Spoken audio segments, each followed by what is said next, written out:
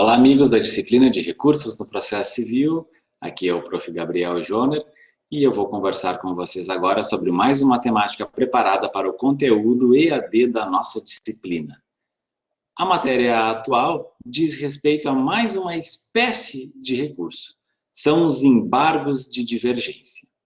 Bom, os embargos de divergência, eles se destinam à uniformização da jurisprudência nas cortes superiores, ou seja, no Supremo Tribunal Federal e no STJ. Toda vez que o Supremo Tribunal Federal ou o Superior Tribunal de Justiça proferirem uma decisão de mérito e essa decisão se confrontar com outro julgamento proferido pela própria corte, porém adotado por um outro órgão fracionário, será possível que a parte que sucumbiu no recurso, ou seja, aquela que lhe teve uma decisão desfavorável, constatando a presença de outra decisão em sentido totalmente diverso, mas essa outra decisão atenderia aos seus anseios, será possível o manejo dos embargos de divergência, para fazer com que o tribunal acolha a sua pretensão recursal, com o objetivo de reformar ou anular a decisão recorrida, prevalecendo o entendimento da decisão paradigma. Vamos verificar como é que funciona na prática a interposição deste recurso? O prof. preparou um material de apresentação que está disponível para vocês também aqui no Blackboard, junto com esta videoaula. Então, meus amigos, os embargos de divergência são recursos destinados à uniformização da jurisprudência. Ao longo desta disciplina de recursos no processo civil, em reiteradas oportunidades, vocês ouvirão que o novo Código de Processo Civil, no artigo 926, determinou que os tribunais mantivessem as suas jurisprudências estáveis, íntegras e coerentes. Portanto, para que ocorra essa uniformização da jurisprudência nos tribunais, diversos foram os mecanismos criados. Aqui mesmo nos tópicos EAD da disciplina, vocês estudarão os incidentes nos tribunais, como o incidente de assunção de competência, o incidente de resolução de demandas repetitivas, e também estudarão, no curso dessa disciplina, o recurso especial com base na divergência jurisprudencial. Todas essas ferramentas recursais se destinam à uniformização da jurisprudência. A grande diferença que está por trás dos embargos de divergência é que eles se aplicam nas cortes superiores. Então, quando constatado que dentro do mesmo tribunal existem decisões conflitantes, poderá a parte se insurgir e tentar fazer prevalecer a decisão paradigma, ou seja, a decisão que foi adotada pelo outro órgão fracionário. Então, não será possível o manejo dos embargos de divergência em qualquer tribunal, mas apenas nessas duas cortes superiores. O recorrente, que aqui neste recurso será chamado de embargante, deverá demonstrar que há outro acórdão do próprio tribunal contrário ao acórdão recorrido. Este outro acórdão será chamado de acórdão paradigma. Então, este acórdão paradigma deve ser do próprio tribunal. Diante dessa divergência jurisprudencial, considerando que a decisão lhe foi desfavorável e ele pretende fazer prevalecer o entendimento que foi adotado neste acórdão paradigma, ele deverá postular a reforma ou invalidação da decisão que lhe foi desfavorável. E assim, o tribunal adotará o entendimento manifestado neste outro acórdão citado de forma paradigmática. Para a interposição dos embargos de divergência, dois são os pressupostos que o embargante precisa observar. Faço apenas uma observação no sentido de que a Lei 13.256, que entrou em vigor um pouquinho antes do novo Código de Processo Civil passar a viger, ou seja, o novo CPC passou a vigorar a partir de março de 2016, enquanto a Lei 13.256 passou a vigorar em fevereiro, um mês antes, ela trouxe diversas modificações quanto aos recursos no âmbito dos tribunais superiores, inclusive neste tópico relacionado aos embargos de divergência, razão pela qual os incisos 2 e 4, que estabeleciam outros pressupostos de cabimento, foram revogados. Então, os dois pressupostos que ainda hoje prevalecem são o julgamento proferido por um órgão fracionário do STF ou do STJ. Então, caso a parte pretenda prevalecer outra decisão, essa decisão deve ser de um órgão fracionário. Evidentemente, se for do órgão plenário, numa situação como essa, a decisão do órgão plenário é que deve prevalecer, mas aí por disposição de outro artigo do Código, que é o artigo 927, que estabelece que as decisões tomadas pelos plenários das Cortes Superiores, elas passam a ter força vinculante. E desde que esse julgamento tenha sido proferido no bojo de um recurso especial ou de um recurso extraordinário. Então, não é qualquer demanda que tramita perante a Corte Superior que desafiará o manejo dos embargos de divergência. Uma ação originária, uma remessa necessária, enfim, outras hipóteses não viabilizarão o manejo dos embargos de divergência apenas quando estivermos diante de recurso especial e recurso extraordinário. Ainda, só se pode falar em embargos de divergência quando estivermos lidando com acórdãos. Então, se por acaso a decisão recorrida se constituir numa decisão monocrática de um ministro, os embargos não terão cabimento. Do mesmo modo, se a parte, mesmo que se insurgindo em face de um acórdão, mas pretende fazer prevalecer como paradigma uma decisão monocrática de um ministro de outro órgão fracionário, também não será possível, porque tanto a decisão recorrida quanto a decisão paradigmática devem ser acórdãos. Ok? Esses, então, os pressupostos de cabimento. Uma outra situação que é indicada como sendo requisito para o manejo dos embargos de divergência, e inclusive constituindo matéria sumulada, é preciso que a divergência seja atual. Em outras palavras, meus amigos, não se admite que o acórdão paradigma tenha sido prolatado há muito tempo. É preciso que ele reflita uma posição atual do tribunal ou do órgão fracionário.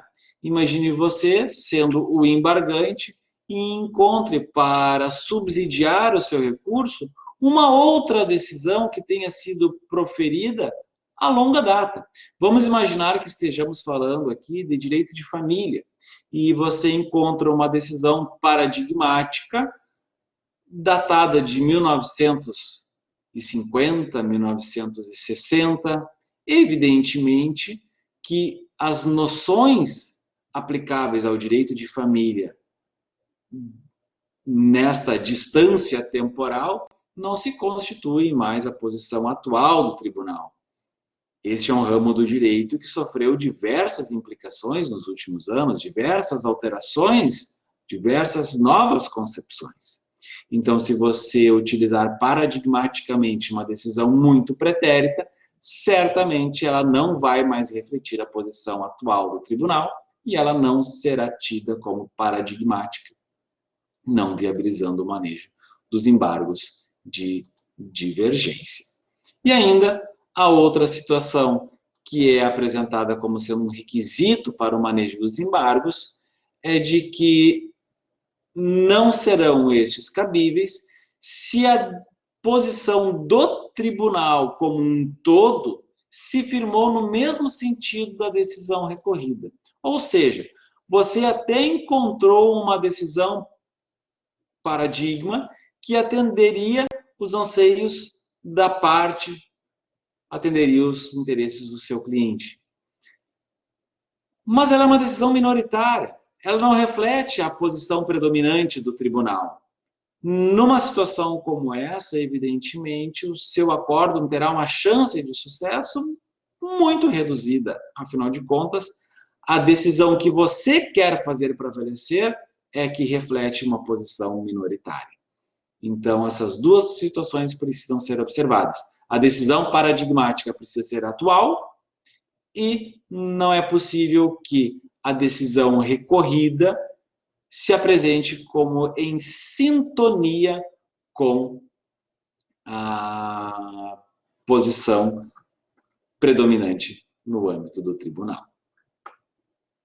Avançando mais um pouquinho, nós precisamos levar em consideração que quando se apresenta embargos de divergência, indicando esta divergência jurisprudencial, a parte recorrente precisará, no seu recurso, fazer o que se chama de confronto analítico, ou também denominado de cotejo analítico.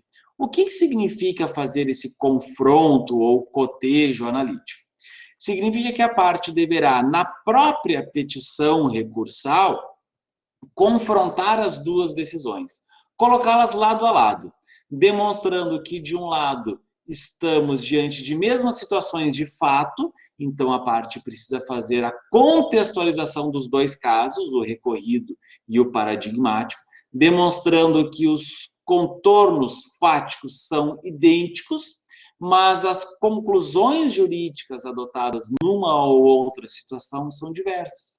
Então, se demonstra a similitude dos dois casos com as duas posições divergentes. Isso tem que fazer constar na própria petição recursal, sendo que o acórdão paradigmático precisa ser referenciado. A parte precisa citar um acórdão paradigmático que esteja certificado, ou seja, pode ser através de um repositório oficial de jurisprudência, pode ser a partir de mídias eletrônicas, até mesmo através de sítios de internet, mas há necessidade de fazer o devido referenciamento.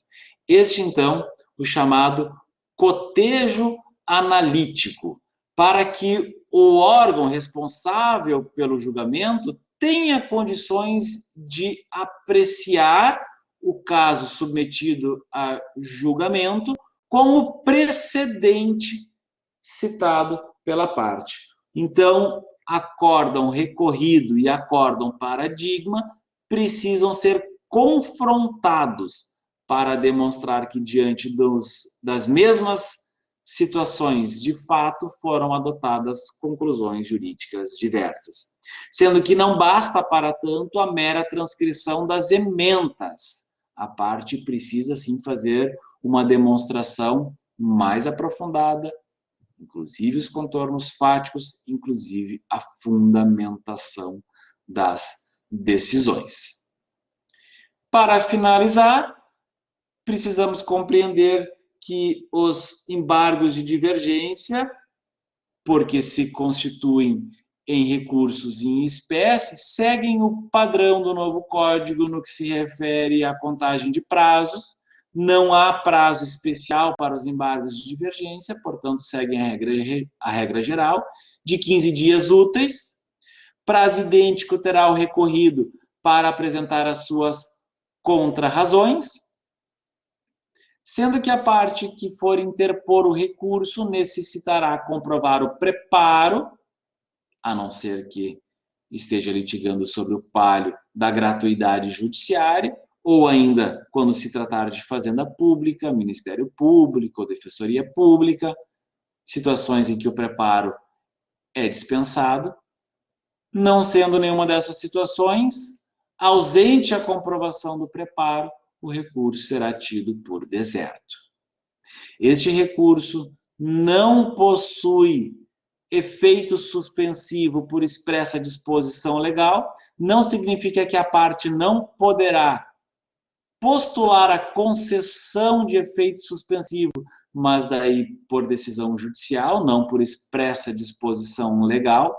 Não é, por exemplo, como o que ocorre com recurso de apelação, onde a própria legislação estabelece que esse recurso tem efeito suspensivo. Aqui não há esta referência, então, para poder contar com o efeito suspensivo, a parte precisa requerer e o relator se convencer e deferir o efeito suspensivo. Diante da probabilidade do direito alegado, ou seja, a probabilidade de provimento do recurso, quando a gente está em sede recursal, este é o requisito, bem como a demonstração no perigo de dano diante do retardo da prolação de decisão judicial. Todavia, o manejo dos embargos de divergência interrompem o prazo para qualquer outro recurso que seja cabível a partir do seu julgamento. E com isso, colegas, finalizamos mais uma temática preparada para o conteúdo EAD da nossa disciplina. Com isso, nós finalizamos o estudo dos embargos de divergência. Espero que esse material tenha sido proveitoso para vocês. Um grande abraço e até mais.